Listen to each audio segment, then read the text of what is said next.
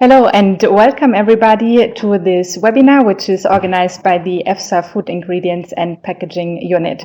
Today we will speak about risk assessment of phthalates that are used in plastic food contact materials. My name is Katharina Volk. I'm a scientific officer in the EFSA Food Contact Materials team, and I am also the coordinator of the current work of EFSA on the assessment of phthalates used in plastic food contact materials.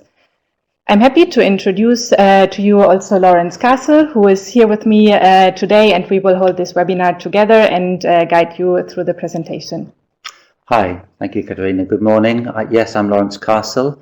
I'm joining you this morning because I'm chair of the EFSA Ad Hoc Working Group on Phthalates.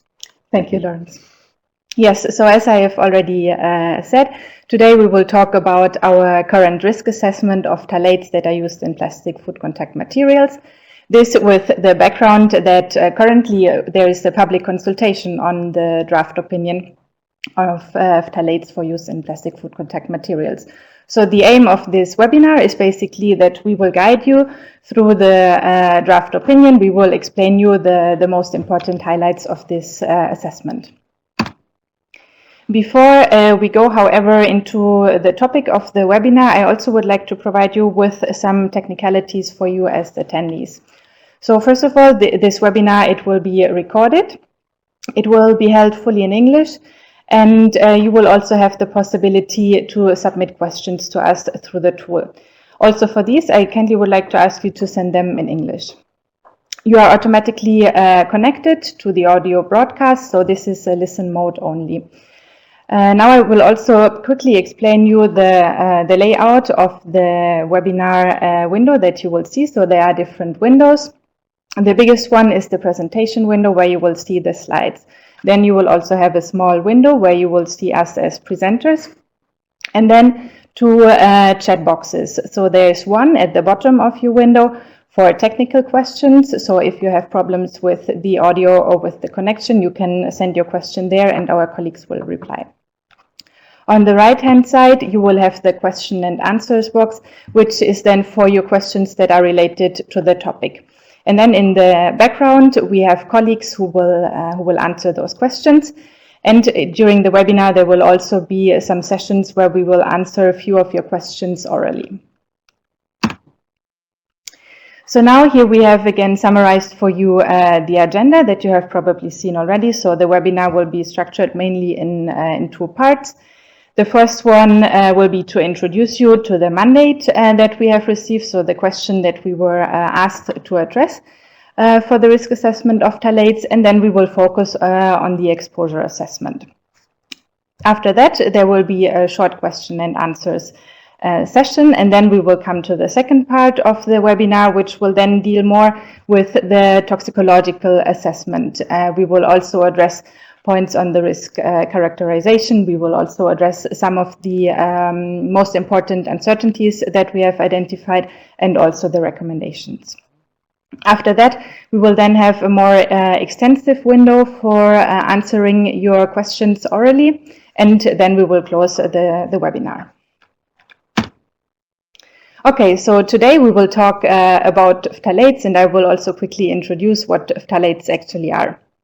So this is a group of chemical substances that are used as additive in plastics. They can have several functions there. They can be, for example, technical support agents, or they can have the function of a plasticizer. That means they make the plastic more soft and flexible.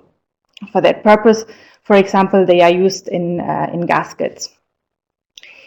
Of course, when those substances are present in plastics, they can potentially migrate, and this can then result into human exposure. Phthalates are used in a wide range of articles, so therefore there are different sources and routes from which we then at the end can be exposed to phthalates. They can be present in the environment, then they can be present in several articles, for example, in medical devices. They can be used in plastic sandals, also in PVC flooring, and they can be used in food contact materials. Then from the food contact materials, as I've already said, they can then potentially migrate into the food, and this can then result, of course, in dietary exposure. We have also at the bottom of the screen provided you with one of the chemical structures so that you have an idea about how phthalates look like. This is the one on dibutyl phthalate, which was also part of our assessment. Yeah, now turning a bit more to the question that we have received, I will make a few steps back and look to the past, what EFSA has done previously on phthalates. So the last assessment that we have conducted on phthalates was published in 2005.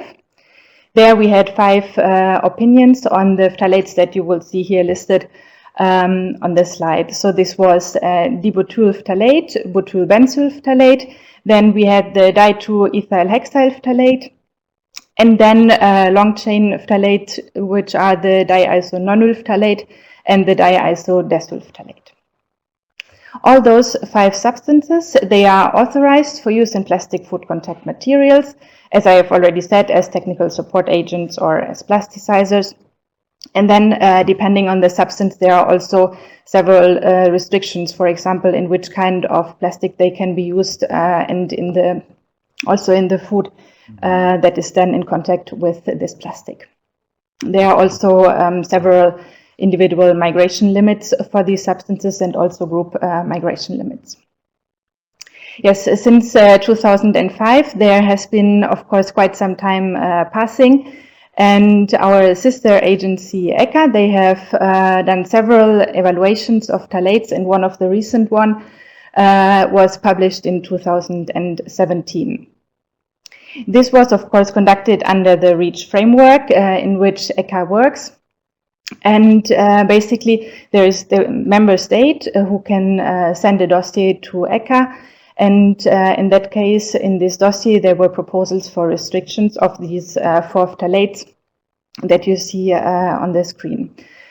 And then the ECHA Risk Assessment Committee, ECHA RAC, they have published then their assessment on dibutyl phthalate, butyl benzyl phthalate, the di2-ethyl hexyl phthalate, and also the very last one, diisobutyl phthalate.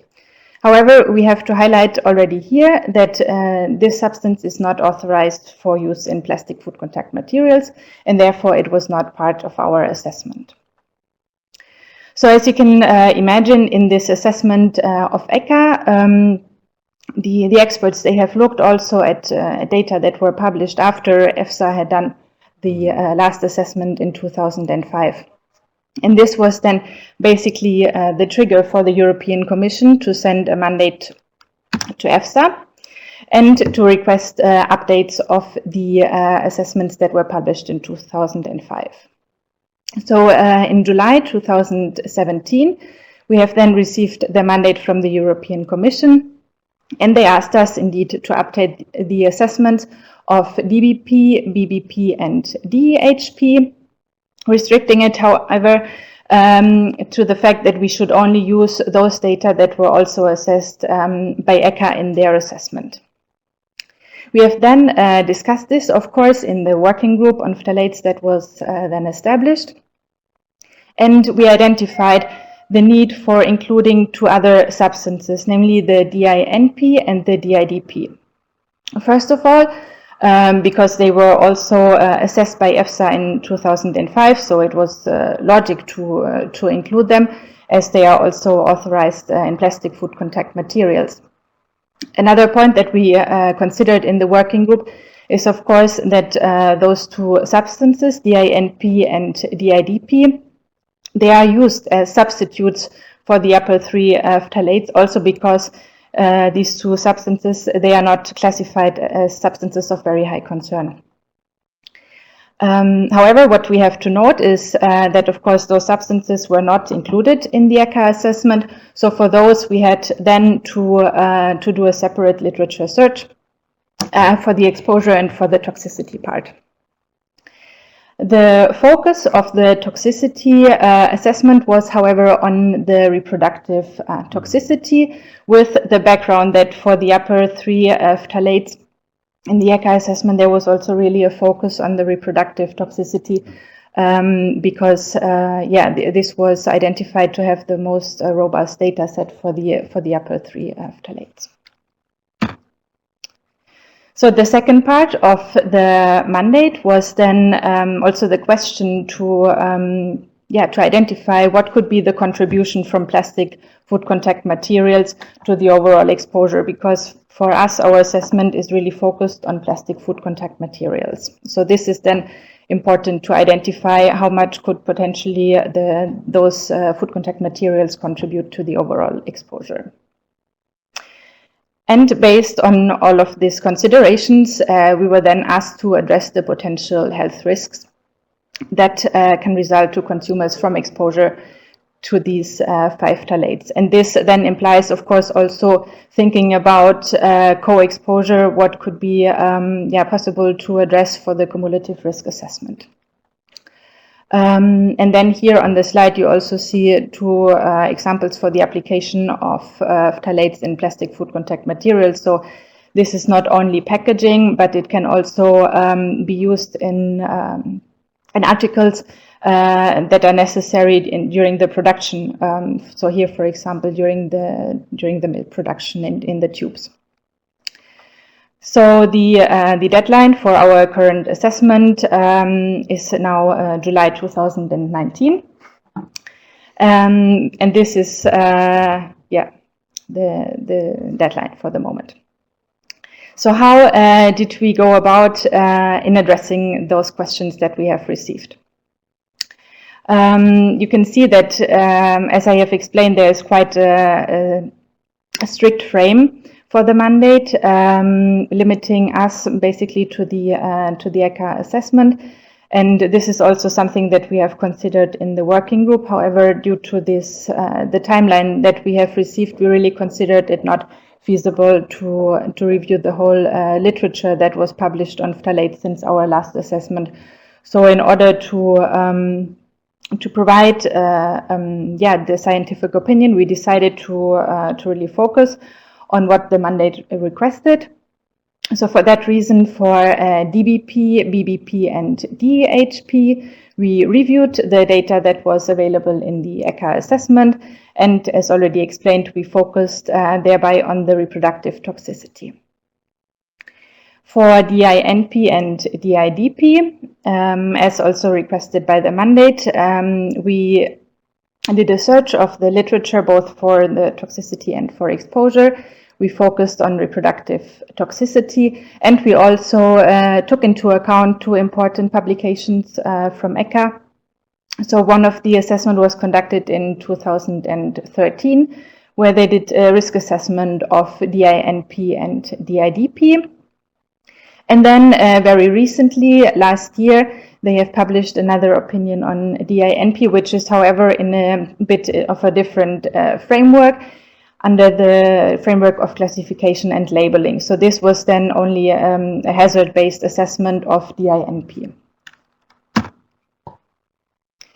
Yes, what we then also decided, because it's a topic that becomes more and more important, is to think about cumulative risk assessment and the possibility to establish a group health-based guidance value.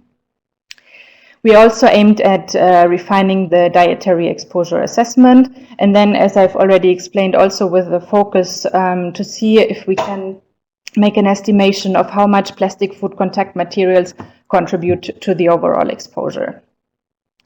What we have also tried to clearly highlight in the draft opinion is that this approach, of course, comes with some limitations. We have tried to address those in the uncertainty analysis and also in the recommendations that we would like to make for future assessment of phthalates.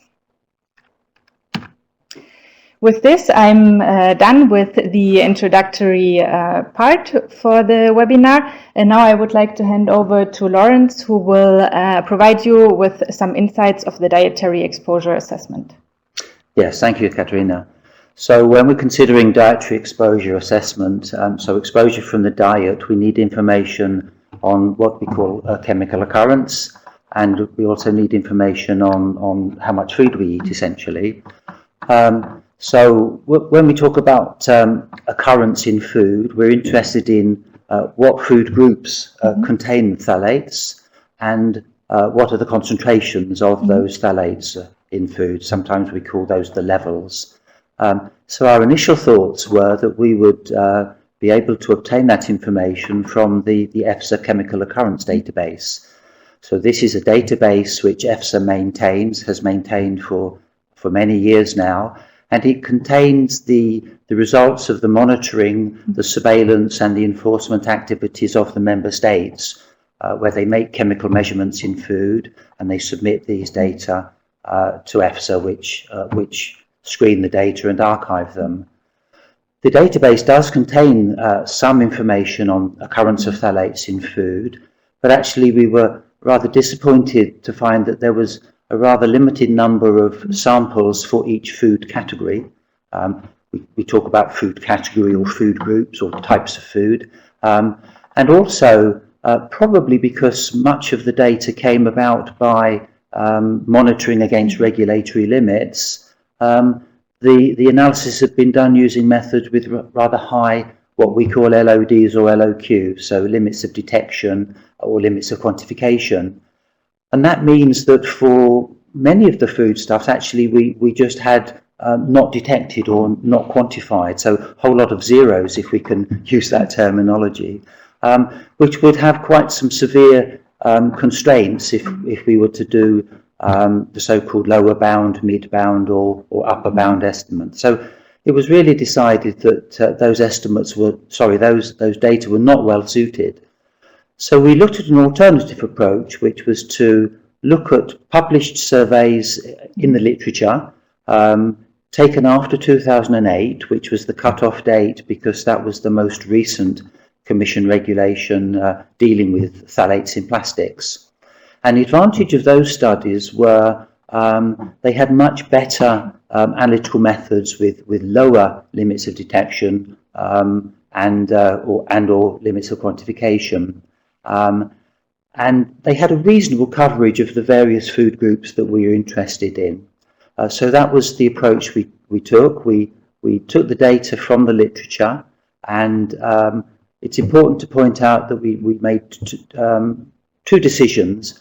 One was that, especially because these foods have been analysed with very good analytical methods, where the phthalates were not found, we took that as a zero. That may be argued as being not conservative and may underestimate in some circumstances. On the other hand, where the literature data had several values available for one food category, so let's take the example of milk. If we had one literature data or even several reporting concentration values in milk, we always took the highest value. So we assumed for the whole of Europe, milk contained that highest. And even more, we aggregated up from the lower category of food to a higher. So if that was a high-fat milk, we would take that as the value typical for even a low-fat milk. And that is quite a conservative approach. So that's how we took the concentration data from the published literature, and because food has freedom of movement around Europe, we essentially assumed this was a European sort of description. And then we need to combine that with food consumption data. Here it was much more straightforward. We have the EFSA comprehensive database, which contains all of the food survey information which the member states carry out themselves, usually from food diaries, covering a whole range of ages. So by looking at the food descriptions in the published literature, allocating the appropriate FoodX classification, which is a coding system, the concentration data could be married up to the consumption data, and therefore we get exposure estimates. So we're particularly interested, and we'll see later, the mode of action of phthalates gives rise to a concern for chronic dietary exposure rather than acute risk. So at the level of the individual eating occasion, so we have information for individuals in these surveys, for each dietary survey and for each age group, spanning from infants and toddlers to teenagers, adults, and the very elderly. They're not mixed up, they're all kept separate for each country, combining the occurrence values with the daily consumption of those food types. And we come up with then estimates for mean exposure, which is for a typical consumer, and estimates at the so-called P95, the 95th percentile, which is a description of high exposure. And we did that in two scenarios. Firstly, for the 5 individual phthalates, one by one, so the dibutyl phthalate, the butyl benzyl phthalate, etc., as we've seen. And then separately, and I won't go into any details just yet because it's a little bit early, but we also did the calculations for the potency adjusted dietary exposure to the phthalates, which we ultimately have decided to put into the group.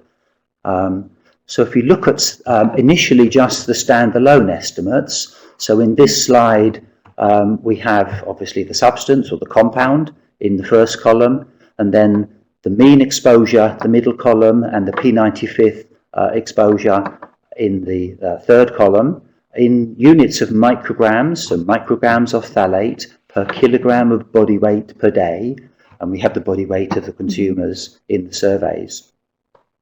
And I need to explain what the range means. So the range is the lower and the higher value for the various surveys in the database. So as an example, if we take the first substance, dibutyl phthalate, we can see that the mean exposure estimates range from 0.042 at the bottom and up to 0.769. And the value of 0.042, I just happen to remember, I looked it up of course, that comes for the elderly adults in Latvia. The top value, 0.769, that comes for infants in the French food consumption survey. So that's by way of explanation. And we can see here that the results generally are in the low microgram per kilogram body weight per day basis. Now, because we took the values on chemical occurrence from the literature, and there was some sort of extrapolation and some food coding questions, we were keen to see how these estimates of exposure compared with estimates made by other people. We were fortunate in the first instance that we had some recent total diet study estimates coming from the UK, from Ireland, and from France. In a total diet study, the aim is to buy a large number of food items, prepare those foods ready for consumption as the consumer would do, so peeling or washing or cooking or whatever, and then pool those samples into groups representing whatever group you want, and then measure the concentration of the phthalates using very sensitive methods of analysis, and then estimate total exposure.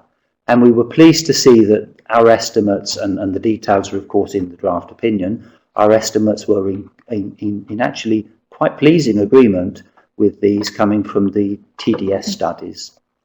We then took a second approach, which was to see how the estimates for dietary exposure that we made compared to the ECHA estimates. So the first is the human biomonitoring.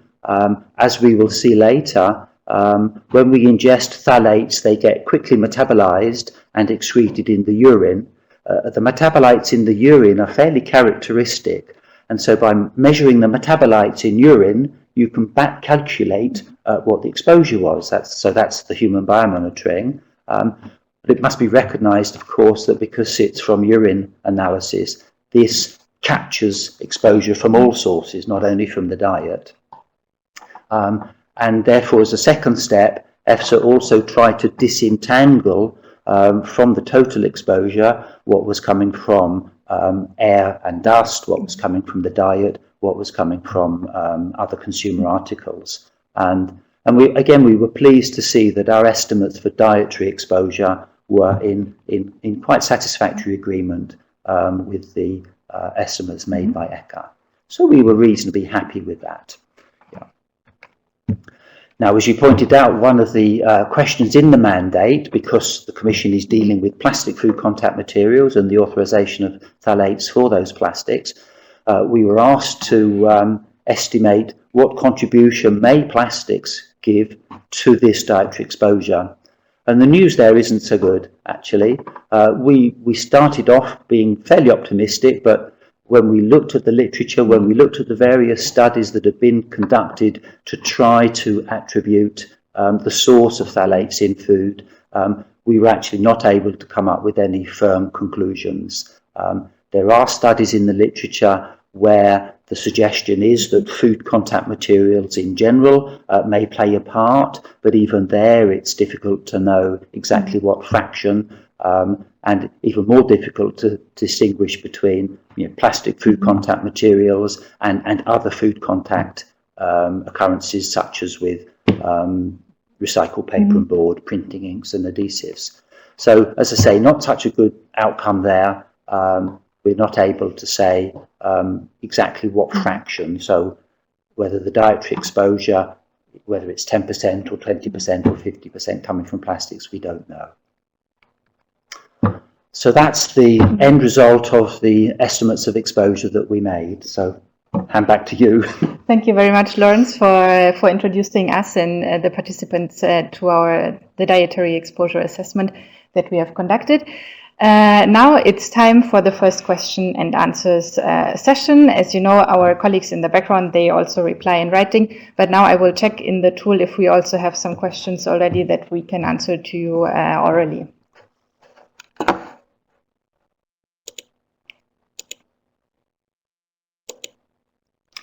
Okay, so there's one question. I will read it out loud so that we have the introduction to the question, and then I will hand over to Lawrence for replying.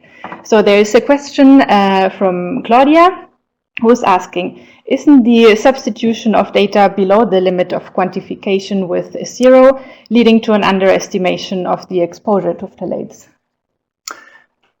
Yes. In principle and in practice, yes, it can for those cases. I think the issue is that in some cases the limit of detection was not reported, but as I emphasised, in general for those literature surveys, the LODs or the LOQs were very low, so it would make a small effect if we had assumed taken the upper bound. But yes, it will. In some cases, it will make a small underestimation. But as I say, I think the assumption that for the other food categories, they were always containing the phthalate at the highest level reported will more than compensate for that. But yes, it's quite. The observation is quite correct. Okay. Yeah. Okay, then I come to the second question that we have here for us, and I will read again out loud. The question comes from Perry Walters. Why do in the EFSA draft opinion do we not cover the fact that the overall exposure to DHP, DBP, BBP and DIDP, so those that are covered by the ECHA opinion, why do you not cover that the exposure has significantly reduced, as shown by the biomonitoring data, due to the replacement of those substances also by DINP and DIDP? Oh, I'm not quite sure. So why do we not address the fact that the exposure has reduced? Yes. Well, I mean, that may or may not be true, but I think we need to report the situation as it is today. And if it has reduced over time, that's very good news. But we're reporting what the exposure is now. And as you pointed out, I think in the introduction and as part of the mandate, part of the reduction is because perhaps phthalates are less widely used. Part of the reduction is because of a substitution policy. But if there is a reduction, that's good news, but we're reporting what it is now. And if it continues to be reducing, that would be good news. So I'm not quite sure if I've addressed the question, no, but so, yes. Yes. Okay, then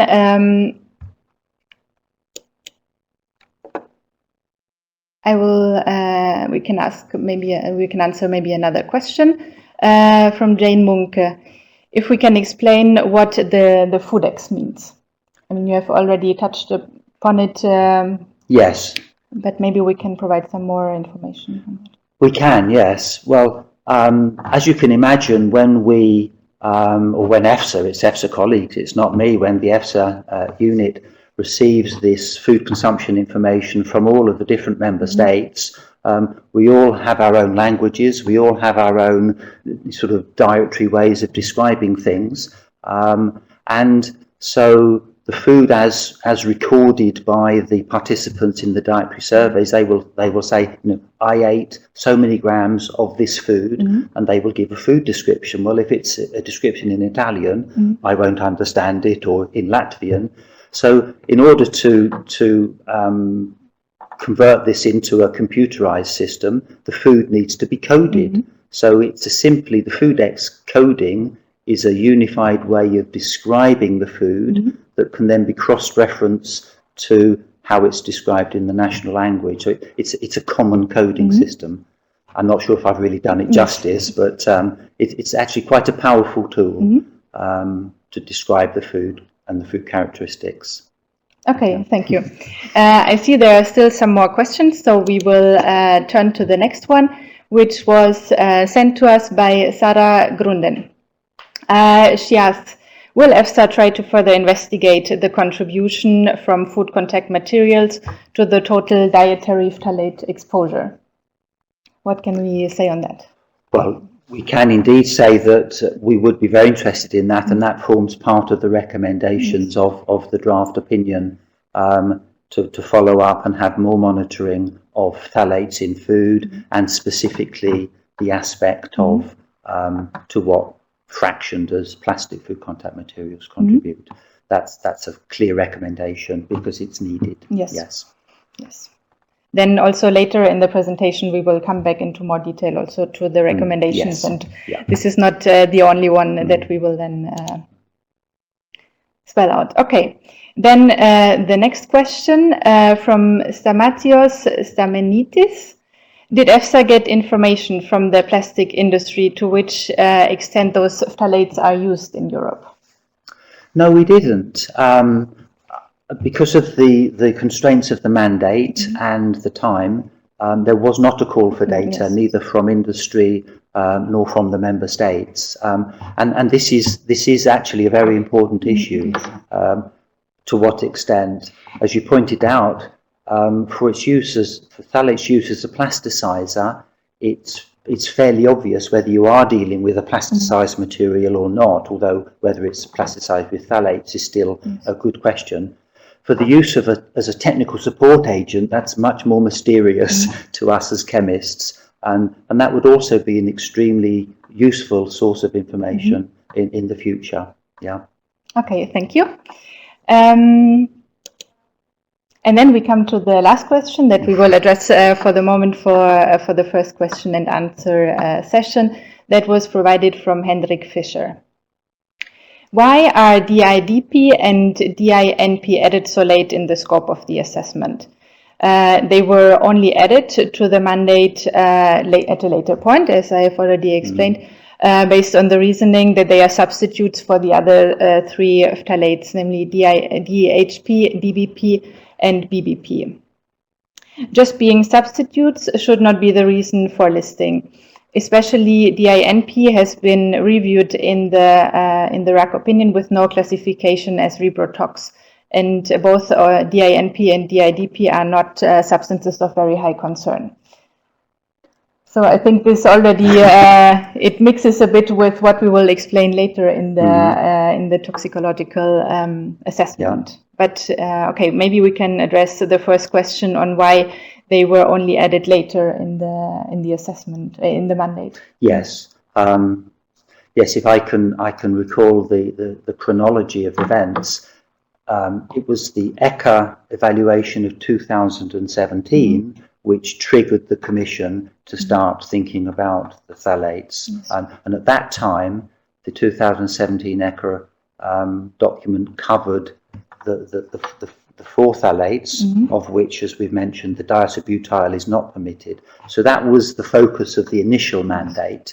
But then it was appreciated that the diisononyl and the diisodecyl are also authorised for plastics, and actually by chance there was then the ECHA classification and labelling opinion coming the following year, 2018, and therefore it was decided that they should be added for consideration. Yes. So that was the chronology from my recollection. Yes, indeed, that's correct. Yeah. And then we will come back into more detail on the ECHA opinion on the no classification of DINP now in the second part of the webinar, which will then deal more with the toxicological assessment, the risk characterization, the uncertainty analysis, and the recommendation. So I give the floor back to Lawrence, who will guide us through the second part. Okay, yes, thank you.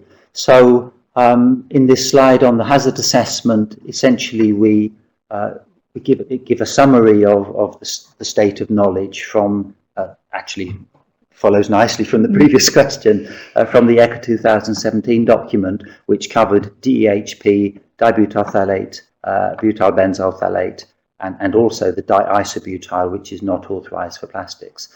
The focus of the ECHA document was on reproductive toxicity, because that had by far the most robust database, and that's reflected in the mandate that we got from the Commission to focus on reproductive toxicity. In the ECHA document, there is an assessment of other potential endpoints, other toxicological endpoints, caused by the phthalate, so neurotoxicity, effects on metabolism, and immunotoxicity. So there's a narrative in the ECHA document, but there's no quantitative treatment of that, no numerical treatment. The reason being that if you look at the literature, there are some beginning indications that some of these endpoints may be more sensitive, but it's really not yet concrete enough to be taken forward. And similarly, as you'll see in the draft EFSA document, we have done an up-to-date literature search on those endpoints, and that's provided as a narrative, as an appendix.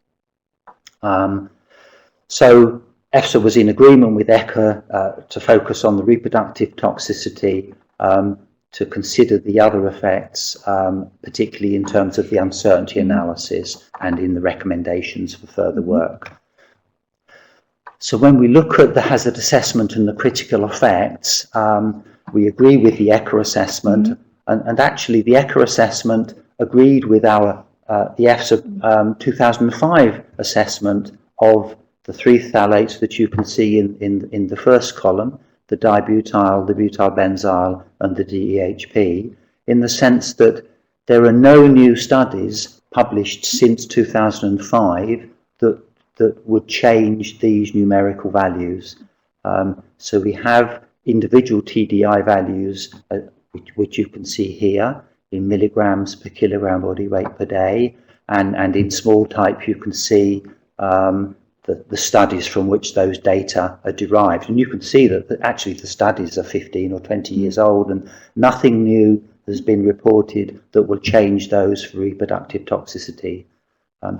With regard to liver toxicity on the right-hand side, this wasn't the prime focus of our re-evaluation. So although we did literature search for reproductive toxicity for DINP and DIDP, we didn't revisit the question of liver toxicity, and the individual TDIs that you can see there, 0.15, remain. So that there was agreement there on the studies the numerical values and on the effects. So that's sort of common ground, even going back to 2005. Well, in 2005, EFSA were already being asked the question, should phthalates be grouped together? And at that time, the EFSA panel concluded that there was insufficient evidence to justify grouping. Although the toxicity was similar, there were differences in detail, and at that time there wasn't a plausible common mode of action identified for the phthalates, and so in 2005 the EFSA concluded to have so-called standalone. But since 2005, and as recognised in the ECHA document, and we agree with them, there's now good new evidence on dose additivity and also a common mode of action underlying the reproductive toxicity, and that common mode of action is the reduction in fetal testosterone production. And so this gives a rationale for considering grouping the phthalates together and deriving a group, a TDI, based on the reproductive toxicity. So in terms of what's in the group and what's not in the group, well, for dibutyl phthalate, butyl benzyl and DEHP, it was really quite an easy decision. They clearly belong in the group. They act by a common mode of action. They're reproductive toxicants. ECHA has classified them as reproductive toxicants class 1B. So that was a fairly easy decision. Those three are in the group. Considering the question of diisononyl phthalate, it was a little bit more nuanced, much more discussions on that. And certainly the EFSA group took due notice of the 2018 classification by ECHA.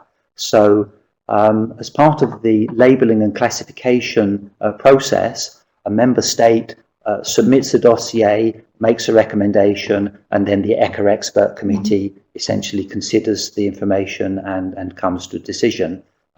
So the member state, Denmark, had recommended classification as 1B, but the ECHA experts noted that there was no gross structural malformations caused by DINP, there was no permanent decreases of anogenital distance, and there was no permanent nipple retention in the animal studies. And further, they noticed that although there were mild changes on fetal testes and effects on testosterone, indeed they were mild and reversible, and so they judged that that evidence was not sufficient. It didn't fulfill the criteria for classification purposes. And therefore no classification. You can read the words in the bottom of the slide. No classification is warranted. When we considered DINP, we were very much driven by the observation of the reduction in fetal testosterone, which is the common mode of action and is the rationale for grouping. We're aware that it's of lower potency and has a transient nature, but we took the view that because we know that we're co-exposed to the group of phthalates, if the other members of the phthalate in the group to which we're exposed are suppressing fetal testosterone production, any addition to that adverse effect by the DINP is certainly undesirable. And because of the common mode of action and co-exposure, we recommended, and it's in the draft opinion, that DINP should be included in the group TDI. When we came to consider diisodecyl phthalate, that was a much more clear-cut decision. It has no classification for the classification and labelling, no reduction in fetal testosterone levels, and therefore it's not included in the group TDI. So that really sort of describes the thought process behind the grouping, and we end up with a group of 4 substances that we'll see later. And now we have to go to the question of how to express the group numerically. And at the time we were developing the opinion, we had the draft scientific committee guidance document on mixture assessment. That I believe has since been adopted, so it's no longer a draft, but that recommends identifying an index compound and using that index compound to describe the group. For our phthalates, the index compound with the most robust data is DEHP, and so we classify a group TDI as 0.05 milligrams per kilogram body weight per day expressed as DEHP or DEHP equivalents. And in terms of calculating the equivalence, there is the notion of the relative potency factors. So some chemicals are more potent, some chemicals are less potent than the index compound, and the relative potency factor is just simple arithmetic. It's the health-based guidance value of the index compound ratioed to the substance under question. So again, that was quite straightforward for the dibutyl phthalate and for the butyl benzyl, but we had a decision to make for the diisononyl, because as we can see in this slide on the left hand, we see that the pivotal endpoint is still liver toxicity, and the NOAL is 15 milligrams per kilogram body weight per day. But we also know it can contribute to the reproductive toxicity, albeit with a higher NOAL, which means it's less potent, so to speak, in terms of the liver. But we wanted to include DINP in the group so that it would both guard against liver toxicity and reproductive toxicity. And so the working group and the panel adopted a hybrid approach where an additional assessment factor of 3.3, which is simply the ratio of 50 to 15, which will therefore be protective for both the reproductive toxicity and the more sensitive liver effects. And numerically, we should be able to see that in this slide. So this is on the calculation of the relative potency factors, RPFs, for the four substances on the top. So we can see the NOALs or the low ALs. So this is from the animal studies, the so-called no observable adverse effect level, or the lowest in terms of milligrams per kilogram body weight per day, the uncertainty factor that was applied, the additional assessment factor in the middle column only applying for DINP, and therefore the end result being the health-based guidance value, and then from those the relative potency factors are derived. So for DEHP, the first substance in the list, obviously by definition, relative potency factor is 1 because it's the index compound. For butyl benzyl phthalate, BBP, the relative potency factor is 0.1 or 10%. Expressed in another way, that means it's 10 times less potent than the index compound. In contrast, for dibutyl phthalate, we can see from the health-based guidance value and the relative potency factor, it's 5 times more potent than DHP. And then for DINP, potency factor is rounded to 0.3. So these potency factors, we can now go back to the exposure section because we had the concentrations of the individual phthalates in the food items or the food categories coming from the literature, and now we need to adjust those concentrations by the potency, because talking simplistically, the same amount of dibutyl phthalate counts 5 times more because it's 5 times as potent. So for each food group or food category, take the concentration of DEHP and you just don't change it, you multiply by 1. The concentration of butyl benzyl phthalate multiplied by 0.1 because of its lower potency, etc. And then you add up the effective concentrations expressed as DEHP equivalents for each food group, and then you go through the exposure calculations, and that is where the bottom row in the table comes for group phthalates in the same format for mean exposure, P95 exposure, with the low and the high for the 8 different age groups and all the different individual surveys in Europe. So spanning the range, well, if we focus on the P95, from roughly 2 to 12 micrograms per kilogram body weight per day. So now, in terms of the risk calculation, we have what we need to decide, well, what does it all mean? So here in the top part of the slide, we have the estimates of dietary exposure, micrograms per kilogram body weight per day, coming from the process I've just described. Just look at the P95 for convenience, in the range of 2 to 12, 1.6 to 11.7. We have the group TDI expressed as DEHP equivalents, but be careful here, we've now transformed from milligrams to micrograms for ease of comparison. So the value that we saw in the earlier slide of 0.05 is simply transformed to 50. And we can see by inspection that the top end of the P95 value, about 12, is roughly a quarter of the group TDI, 23%. So we can see that dietary exposure to the group of phthalates under consideration fills up the risk cup, so to speak, by about a quarter. And then dealing quite quickly with DIDP, because it's of less interest, actually, to be frank. The estimates of exposure were very low. The TDI we can see here is 150 micrograms, so the exposure is far, far below the TDI, more than 1,000-fold lower. So that is the risk characterization, that dietary exposure at the high end of the P95, so that's for the highest age group, for the highest European country, is approximately 1/4 of the group TDI.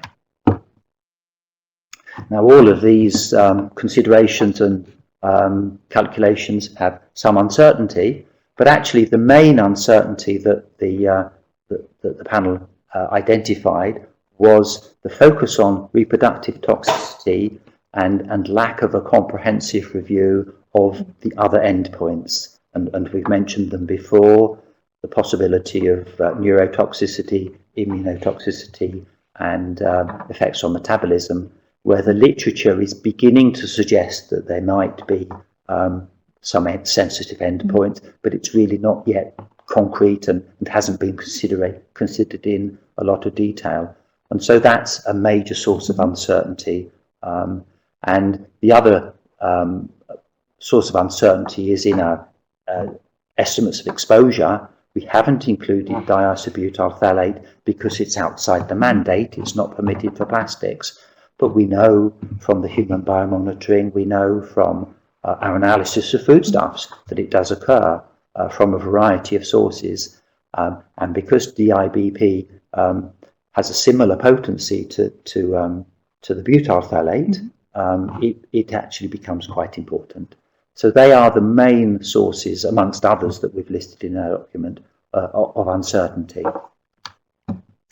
And those sources of uncertainty feed into the recommendations, which is coming towards the end of the conclusion. So yes, we've seen already a call for data on the occurrence of phthalates in foods, and in particular, what is the contribution from plastic food contact materials. The most important recommendation is to investigate these other possibly more sensitive end effects. A matter of detail is, I made earlier reference in the slides to using the NOAL or the low-AL, which is the classical way of identifying the toxicity, but the much more modern and recommended approach is to use benchmark dose modeling. We did attempt that using the studies that we had available to us, but to do it properly, you need the raw data, and the raw data is coming from studies 15, 20 years ago, but that would be better. It wouldn't change the answer, but benchmark dosing is more accurate and more precise. So it would numerically change it a little bit probably. And then assessment of co-exposure with the special attention to diisobutyl phthalate, but then there are others. I think that's the end of my bit for now, at least. Thank you very much, Lawrence, for giving us a very good overview on the second part of the draft opinion, focus on the toxicological assessment, and then also providing some details on the conclusion on the risk characterization. So we are now at the end of the presentation of the highlights of the draft opinion. And I would like to give you now also a short overview of where exactly we are in the process with this assessment. So today, the 15th of March, we have the webinar, which falls basically in the middle of the public consultation phase.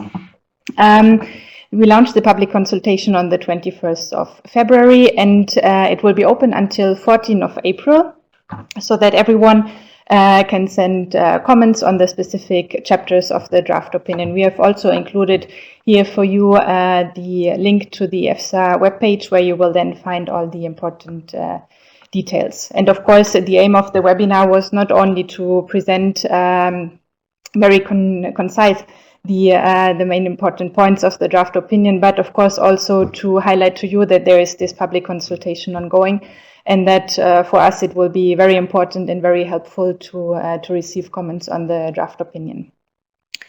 All the comments that we will have then received, they will be considered again by the working group. So we will discuss them. We will decide if, based on the comments that we receive, we will revise the draft opinion or not. And then, as I've said already before, the current deadline for providing the final opinion is in July. So then the aim is to adopt the revised opinion in July. We will then not only publish the opinion, but also a second document, which is a technical report. And in that technical report, we will basically list all the comments that we have received during the public consultation, and we will then also explain whether or not we have taken them into consideration for the revision of the draft opinion. So this is what is in front of us in the next month until July. And with this, I think we can turn now to the second question and answers session. And I will check again in the tool which questions we have for us here.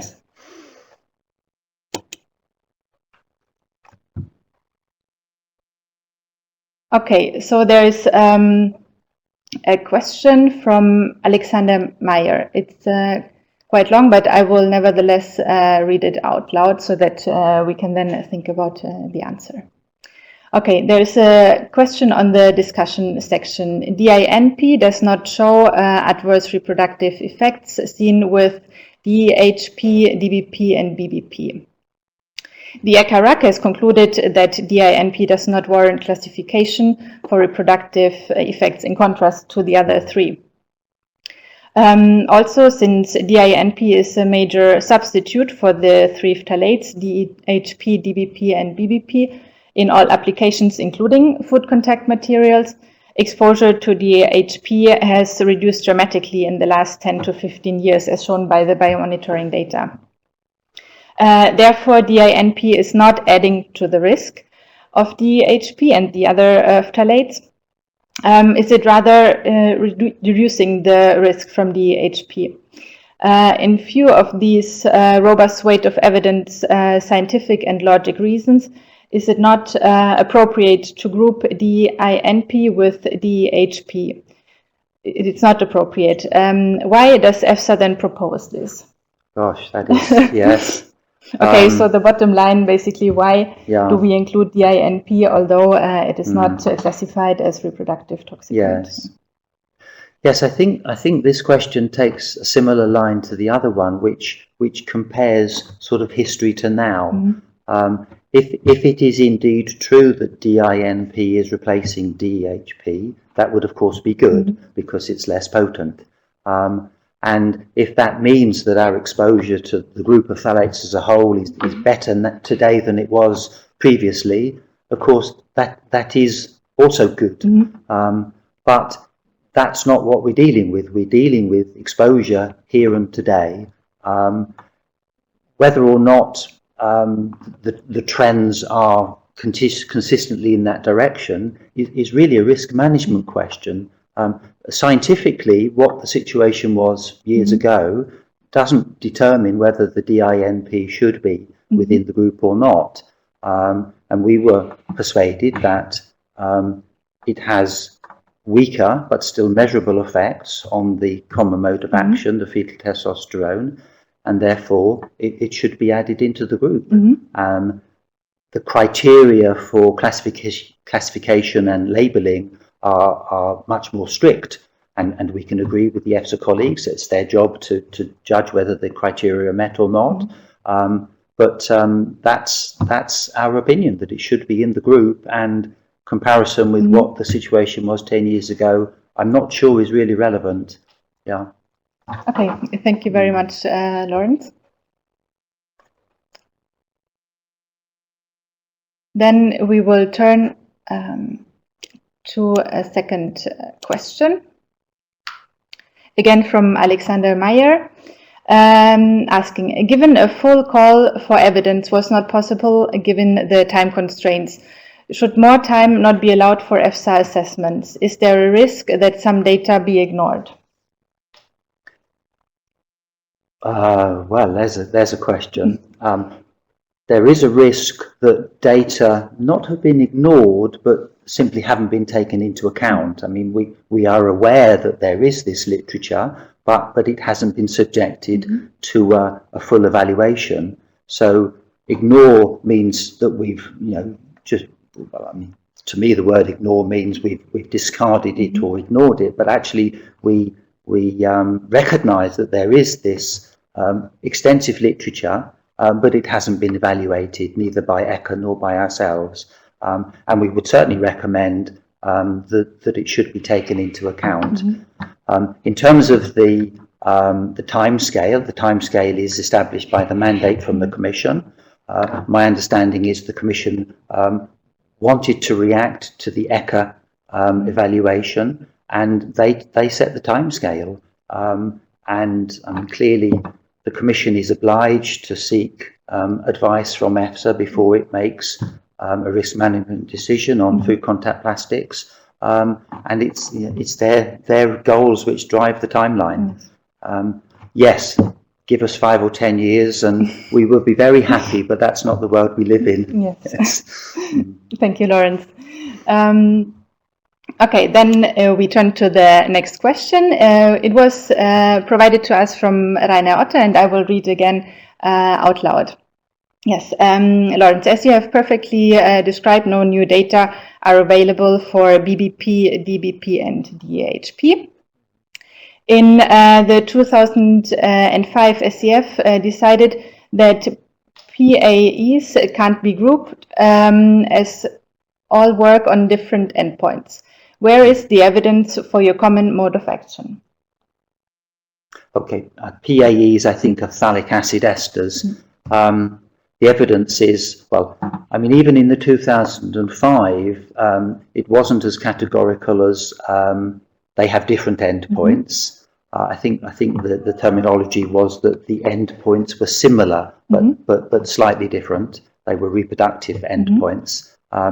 The evidence is that the common endpoint and the common mode of action is the reduction in fetal testosterone. That manifests itself in slightly different adverse outcomes, so to speak, and we've talked about anogenital distance, etc. But I think the driving force for grouping is co-exposure and a common mode of action. Yes. Yeah. Okay, thank you very much, Lawrence. I see that there are still some questions, but we are already close to the end of the webinar. So I would suggest that those questions that we still have here on our list, we will then deal with in writing. The colleagues that have already been replying to you during the webinar, they will take care of also addressing those questions. So at this point, I would like to thank you all very much for attending our webinar, for sending so many interesting and also challenging questions to us. Thank you, Lawrence, for always tackling the questions. Indeed, not an easy job. Yes, as I've already highlighted to you, our colleagues in the background, they will take care of answering also the questions in the next minutes. If, however, you will not receive an answer from us, please feel free to send this question again to the functional mailbox of the FIP unit. You will then also receive shortly an evaluation form where you can then give feedback to the webinar. And I would also like to invite you again at the end of this webinar to really actively participate in the public consultation that is ongoing until 14th of April, and we are looking very much forward to receiving your feedback and your comments on the draft opinion. Before closing now, I would also like to thank again the colleagues here in EFSA, in-house. It was, of course, not only Lawrence and me presenting here, but we have very good technical support from our colleagues, and also thanks again to the colleagues who answered and who will continue to answer your questions. Thanks for participation, and see you next time. Yes, thank you for joining us.